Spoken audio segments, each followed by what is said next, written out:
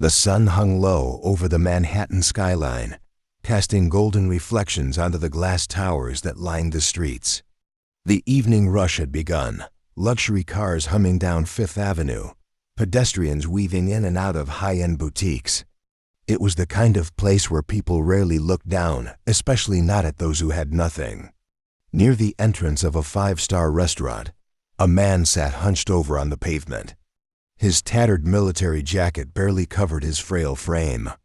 A cardboard sign rested in his lap, the letters faded but still legible. U.S. Veteran. Any help appreciated. People walked past him without a second glance. A few sneered. Others acted as if he didn't exist. The air smelled of expensive perfume and freshly brewed coffee, but for him, it might as well have been another world.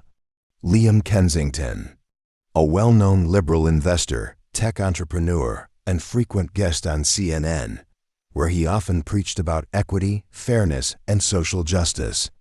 But right now, standing over the struggling veteran, there was no kindness in his expression. "Didn't I tell you last week? This isn't the place for people like you," Liam sneered, shaking his head. "Do you know how bad this looks? Wealthy people come here, important people. Do you really think anyone wants to see this?"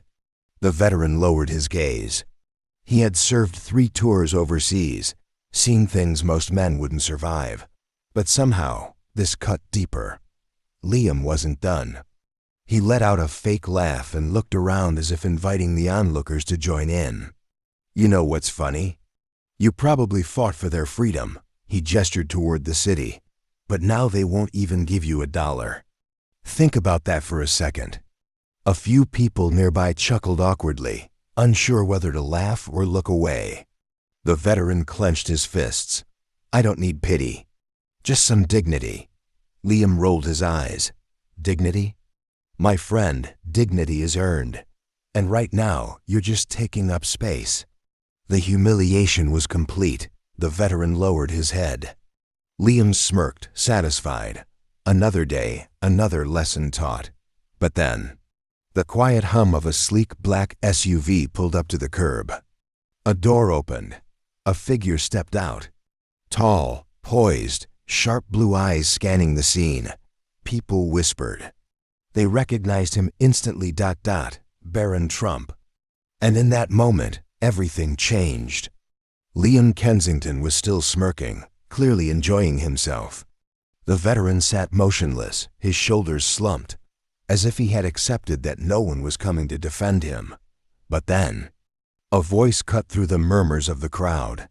Calm, controlled, but with a weight behind it that made the air feel heavier. "I heard everything you just said." Liam turned, slightly annoyed that someone had interrupted his lesson. But the moment his eyes locked onto Barron Trump, his entire expression changed. For a split second, a flicker of uncertainty crossed his face. Barron stood there, hands in his pockets, posture relaxed, but his gaze was sharp, unshaken. He wasn't just another passerby. He wasn't some outraged social media activist screaming for attention. He was calm, too calm. And that made it worse. Liam recovered quickly, forcing a fake smile. "Ah, Barron Trump, what an unexpected surprise." His voice dripped with sarcasm. "Didn't think I'd be running into Trump royalty today." Barron didn't react to the jab. Instead, he glanced down at the veteran, then back at Liam. "I was sitting in my car, waiting at the light, and I heard everything." The way he said it slowly, deliberately made Liam shift uncomfortably. "The way you spoke to him." Barron's eyes narrowed slightly. "The way you laughed at his service. The way you talked about dignity." He let the word hang in the air, as if it tasted bitter on his tongue. Liam let out a forced chuckle. "Oh, come on. Don't be dramatic. I was just making a point." The guy's sitting in front of a 5-star restaurant, begging. That's not a good look. Barron tilted his head slightly. "A good look?" Liam shrugged. "I mean, be honest. People don't want to be guilt-tripped while they're eating their $300 steaks." Barron exhaled softly. "That's interesting." Liam smirked again. I know, right? Glad we can agree on something. But then Barron took a step forward, lowering his voice just slightly. Not loud, not aggressive, just devastatingly precise. I meant it's interesting how you speak about morality when you have none. Liam's smirk froze. The small crowd around them went dead silent. Barron didn't look away. You talk about dignity, about earning your place in society. But tell me, Liam, what have you earned? Liam let out an awkward laugh.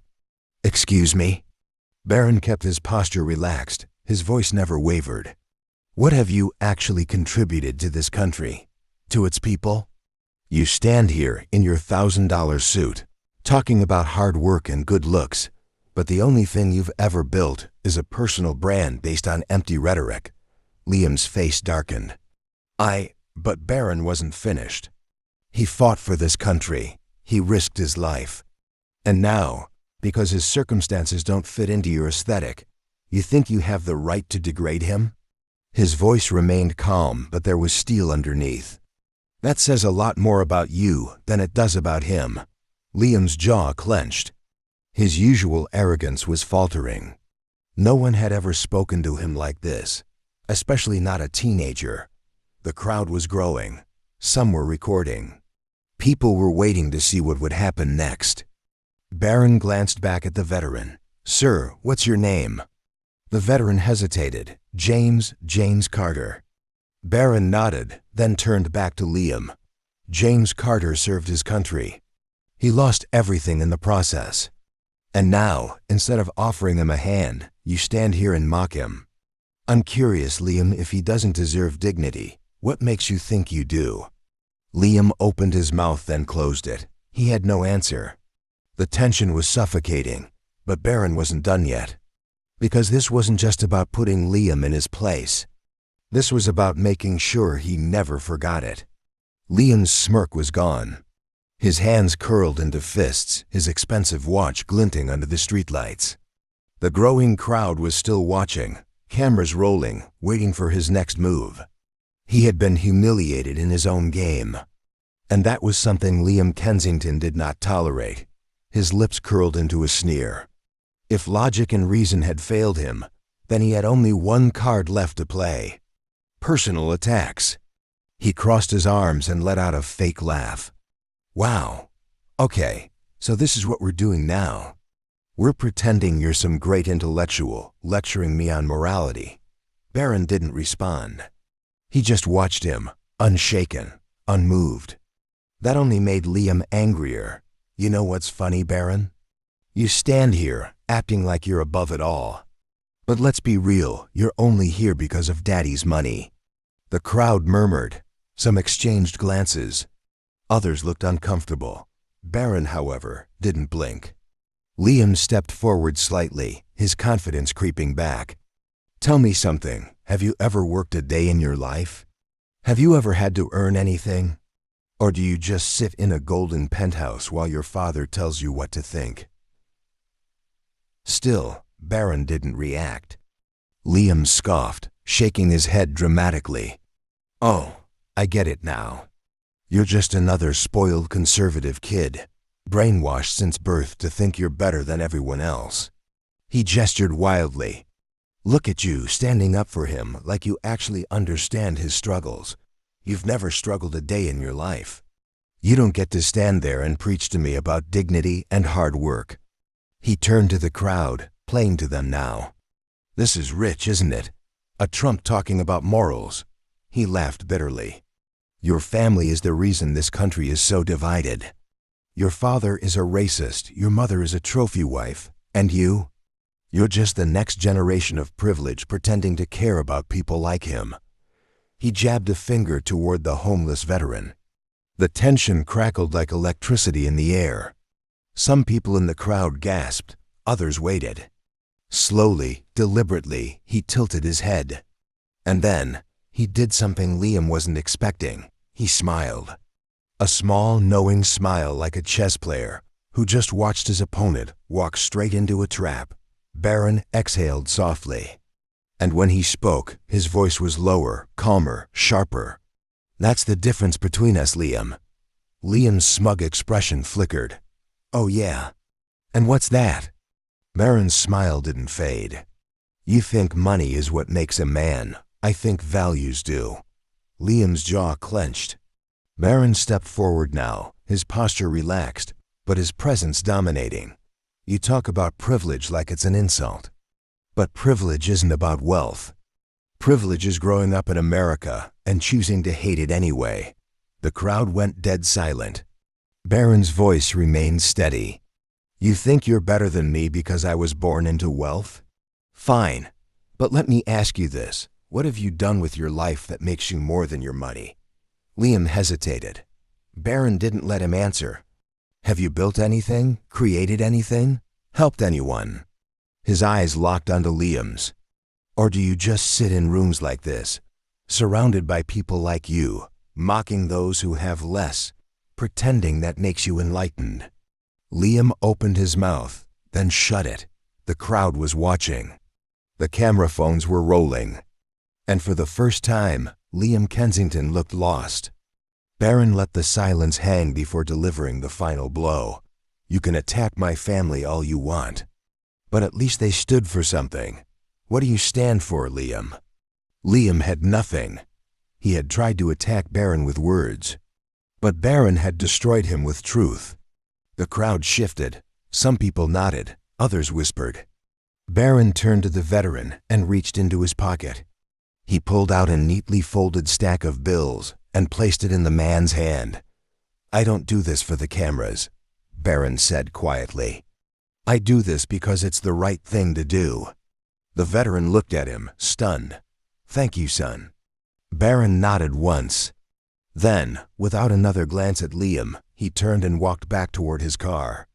The moment he stepped inside, the doors closed and the SUV pulled away. Liam was still standing there, humiliated, exposed, defeated. And the worst part, the whole world was about to see it.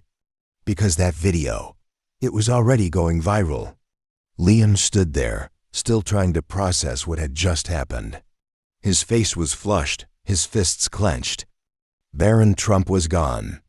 The black SUV had disappeared into the distance. And yet, somehow, he still felt like he was losing. The crowd hadn't moved. The cameras were still rolling. People were whispering, shaking their heads. And then a voice broke through the silence. "You know, I've been called a lot of things in my life." Liam turned sharply. The homeless veteran was no longer sitting. He had pulled himself to his feet, shaky but determined. For the first time, he looked Liam in the eye.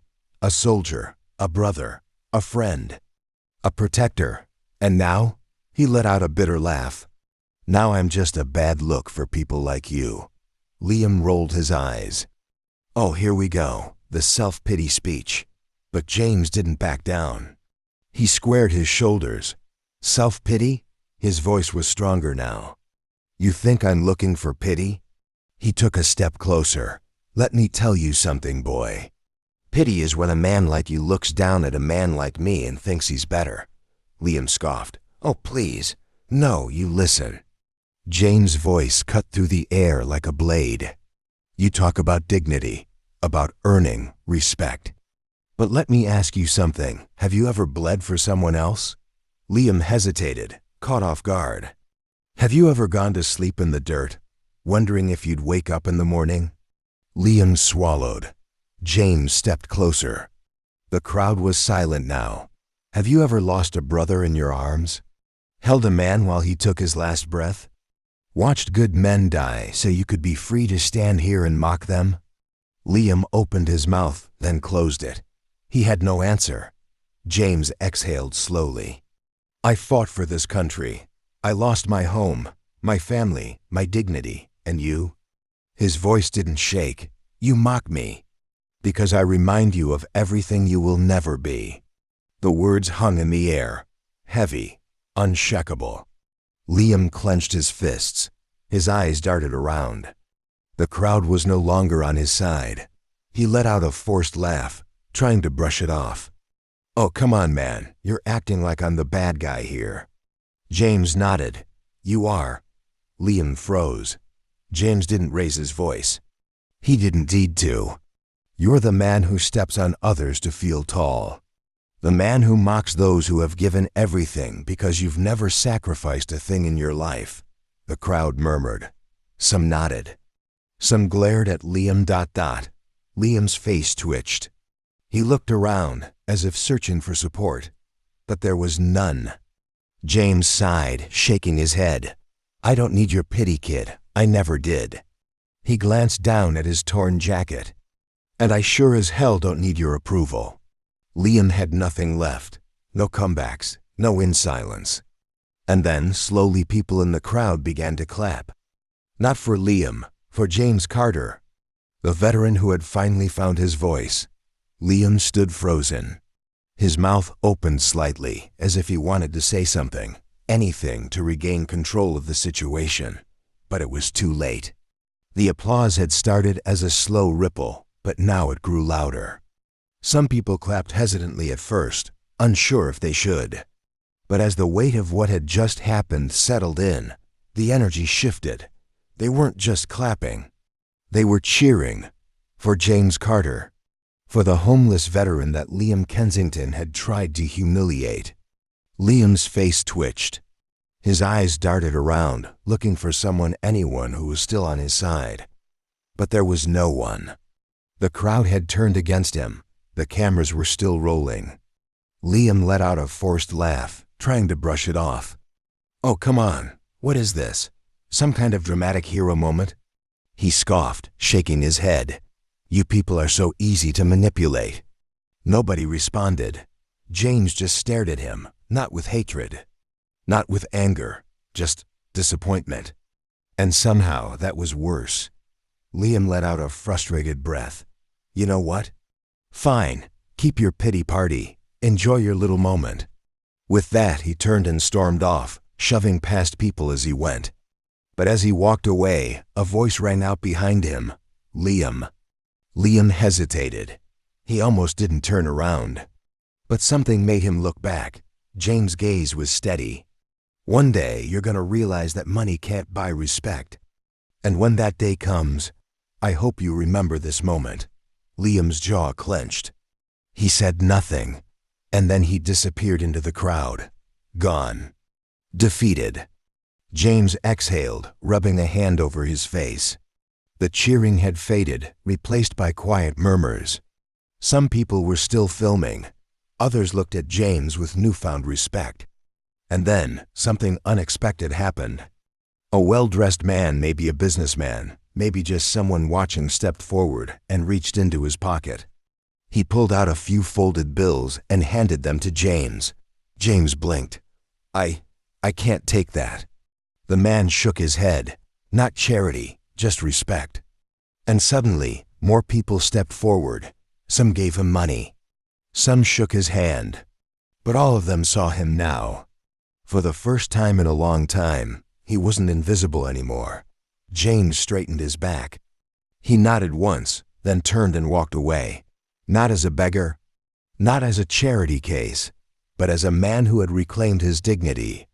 And as for Liam Kensington, by the time he reached his penthouse that night, the internet had already destroyed him. The video had gone viral. Every major outlet had picked it up. Billionaire humiliates homeless veteran. Barron Trump's response changes everything. He tried to defend himself on Twitter. Nobody cared. He tried to blame the far-right media. Nobody bought it. He tried to make the world forget. But the internet never forgets. And no matter what he did, no matter how much money he had, Liam Kensington would always be remembered as the man who lost everything to a homeless veteran. A billionaire tried to humiliate a homeless veteran. But in the end, he was the one who walked away in shame. Now I have one question for you. Who do you think truly won this battle? Was it Liam Kensington, the man who thought power came from wealth? Or was it James Carter, a man who had nothing but still had his dignity? Tell me what you think in the comments. I'm reading every single one. And if you believe that honor, respect, and standing up for what's right still matter in this world, then make sure to subscribe right now and turn on notifications.